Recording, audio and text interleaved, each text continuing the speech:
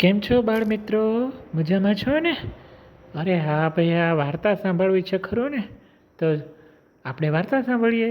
આજની આપણી વાર્તાનું નામ છે છોટું સસલું અને ગલબો શિયાળ. અરે આ વાર્તા છે ને રમણલાલ સોનીએ લખી છે. એ બહુ સરસ મજાની વાર્તાઓ લખતા. તો એમની લખેલી આ વાર્તા સંભળાવું. હવે એક હતું જંગલ. જંગલમાં એક ઘણા બધા પ્રાણીઓ રહે છે, પણ એમાં એક સસલું છે ને એ બહુ જ હોશિયાર હો. કંઈક ને કંઈક નવું કરવાનું એને મન થાય. આ સસલાનું નામ એમણે પોતે જ પોતાનું નામ છોટું સસલું રાખેલું. બધાને કે મને છોટું ભૈયા કહેવાનું. હા, તો આ સસલું એક વખત કોઈ ગામમાં ગયું હશે. તે એમણે જોયું કે ગામમાં તો બજાર હોય, દુકાન હોય ને દુકાનમાં જાત ભાતની વસ્તુઓ મળે. એટલે એમણે પણ વિચાર્યું કે આપણે આપણા જંગલમાં દુકાન ખોલીએ. જંગલમાં આવીને એમણે તો એવી સરસ મજાની નવી દુકાન ખોલી. અને દુકાનમાં તો શું, એ પ્રાણીઓને તો ફળાદી બહુ ભાવે ને. એટલે હમણાં તો શિયાળાની ઋતુ, શિયાળામાં તો જામફળ ખૂબ મળે. સસલાને થયું કે આપણે જામફળ વેચીએ. એટલે શિયાળામાં એણે જામફળ વેચવાનું શરૂ કર્યું. તો 1 પૈસાનો 1, 2 પૈસાના 2, 5 પૈસાના 5, 50 પૈસાના 50, રૂપિયાના એટલે કે 100 પૈસાના 100. જેને જેટલા જોઈએ એટલા પૈસા આપવાના, એટલા જામફળ મળે. અરે બધાને તો બહુ મજા પડી ગઈ. છોટું ને ત્યાં તો જામફળ લેવા પ્રાણીઓ આવે અને લઈ જાય, પૈસા દઈ જાય.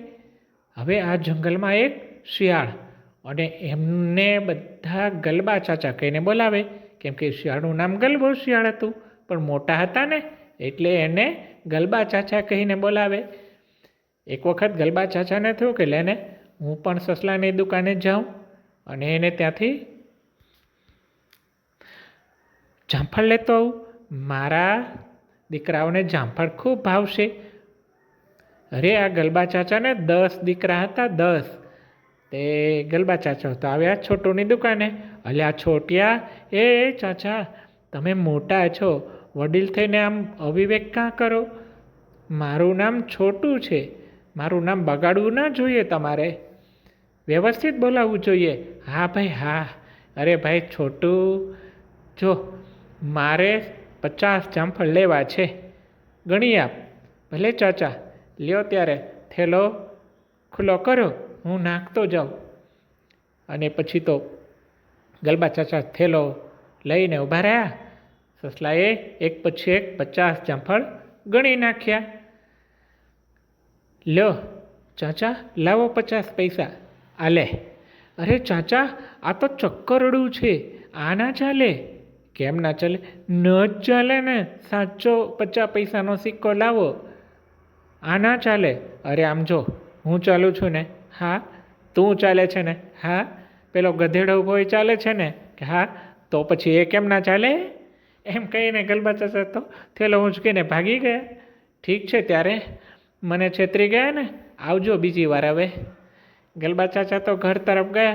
છોકરાઓ શેરીમાં જ રમતા હતા. અલ્યા દીકરાઓ, જો હું તમારા માટે જામફળ લાવ્યો છું. ચાલો જો, બધા ઊભા રહી જાઓ જોઈએ, હું તમને ગણી આપું.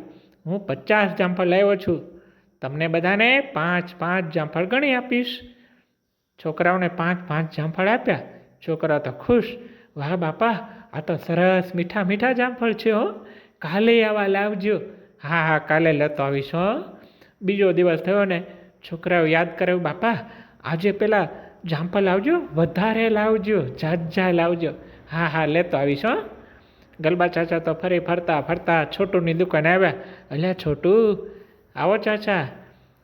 હે, અરે તારા જામફળ તો મારા દીકરાઓને ખૂબ ભાવી ગયા હો, બહુ મીઠા લાગ્યા. આજે તો તારે મને 100 જામફળ આપવાના છે. ભલે ચાચા, જરૂર આપીશ, પણ પહેલાં 100 પૈસાનો સિક્કો એટલે કે રૂપિયાનો સિક્કો લાવો. કાલે તમે મને બનાવી ગયા હતા ને. ના ના, આજે એવું નહીં કરું. લે આ લે જો, રૂપિયાનો સિક્કો. હા હા, હવે બરાબર છે, લ્યો. પણ ચાચા તમને ગણતા આવડે છે ને? અરે આવડે જ ને, તું શું મને સમજે છે હે? તો તો તમે આ થેલામાં હું જામફળ નાખું ને સાથે સાથે ગણજો જેથી ભૂલ ના થાય.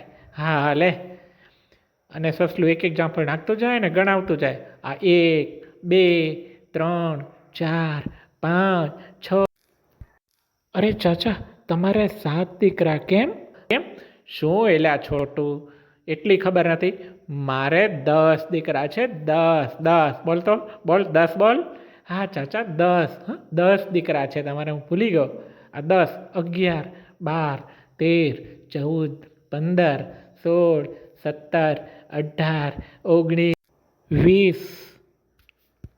અરે ચાચા, એક વખત તમે ખાટી દ્રાક્ષના ઝાડ ઉપર કૂદકો લગાવ્યો ત્યારે રાજાએ તમને 21 રૂપિયાનું નામ આપ્યું હતું. કેમ? શું છોટું તુંય?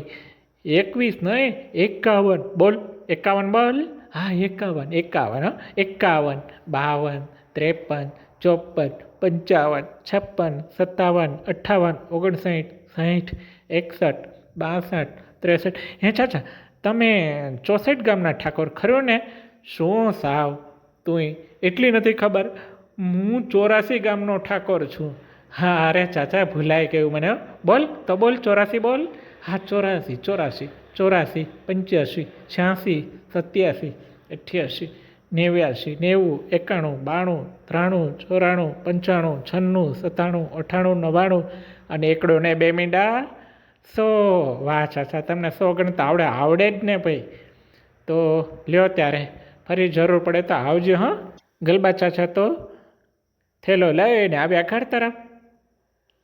છોકરાઓ શેરીમાં રમતા હતા.